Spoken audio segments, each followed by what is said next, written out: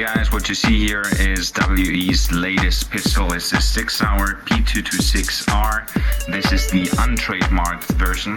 The trademarked version will come out soon, I'm being told.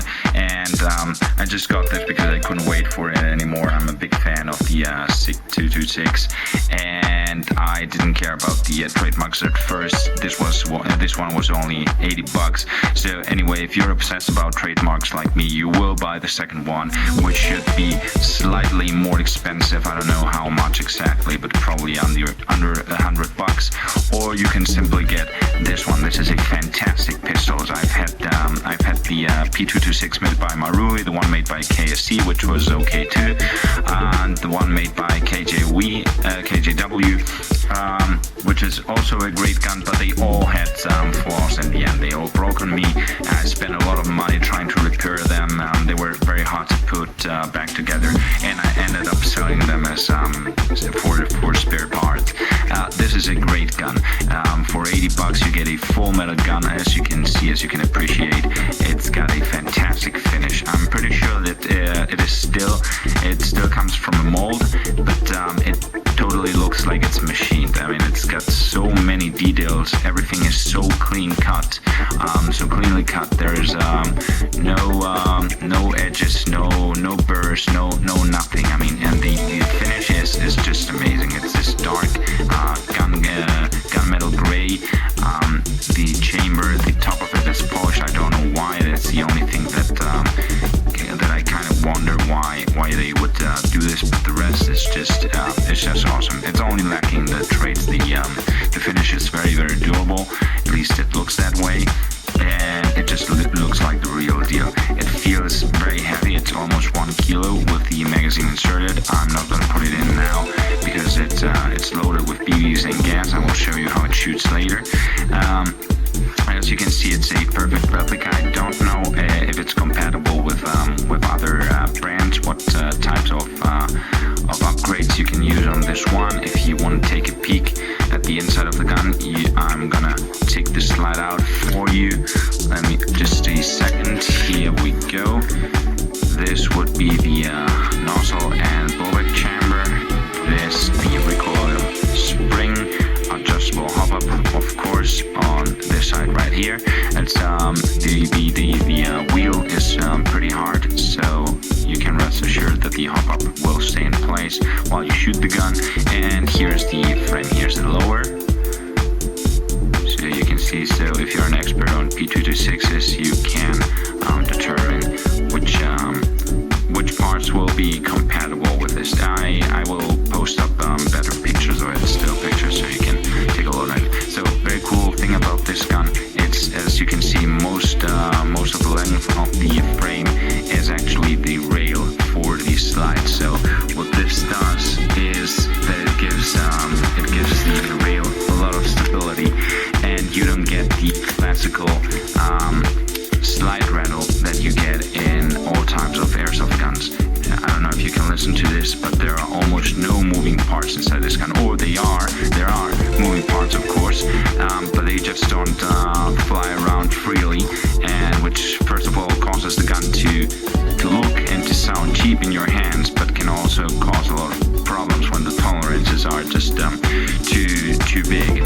They can not interact together as well as they should, and this is not the case with this one. This is super solid gun, very well put together. Anything, all the operations is exactly like the real gun. You have a 2-stage trigger, or a single and double action trigger. You've got your mag release, which could be a bit bigger. I like them. I like the extended mag release buttons, but this one works flawlessly. It's just because it's a personal thing. You've got the slide release button. This one is kind of extended, so it makes for very, very fast slide releases. And you've got the decocker. So what this does is this gun has no safety. So when you cock the gun, as you can see, the trigger and the trigger and the hammer are both back. And if you hold to this, the gun is ready to go. And so what you do is you pull on this lever right here, you pull down, and you let go of the hammer, and the trigger disengages. Once you're ready to go, you pull it out, and you can either use the double action, which takes makes a lot of force and will make your first shot very imprecise. Or you can simply pull back on the hammer, and you are ready to go. Sights are very cool. This is my favorite type of sights. 3-dot sights with a big gap between them. This doesn't make for precision shooting, but it's a great sight system for combat, for getting your targets very quickly into your sights and shooting them before they shoot you.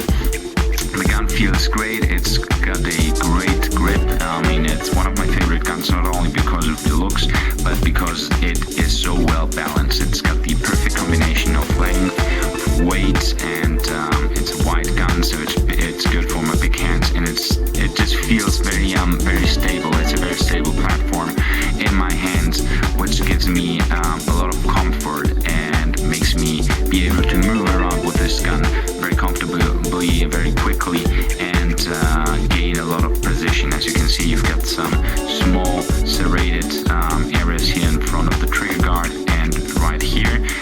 They are very smooth, not that noticeably, but I guess it adds a nice detail to the gun.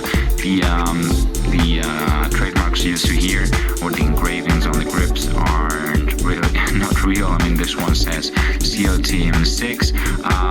If you don't care about this, well, you won't notice anyway. And if you do, I mean, they are not that visible. And plus, you can change them out if you want, or you can simply wait for the fully trademarked version, which will have correct traits all over the gun. The only ones you have on this one is the 9mm parabellum on the chamber.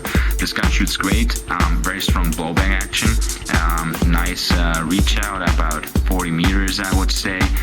At 20 meters, a man-sized target, a bit wider than a man-sized target, is no big deal for this gun. At 12 meters, shooting at a piece of paper, there's like a 12 centimeter difference, or the two impacts that are the widest apart. It's like 12 centimeters between them, so it's not as great as my WE Glock 18C, but still a very well performing gun. As you can see, in 20mm or the 1928 or whatever it's called rail in front of it with 3 positions. You can affix any type of laser or a flashlight. I don't really use them. Plus, I like the look of the rail even when it's empty. So I guess I'm gonna shoot the gun to measure the FPS, which I've already seen in my other review.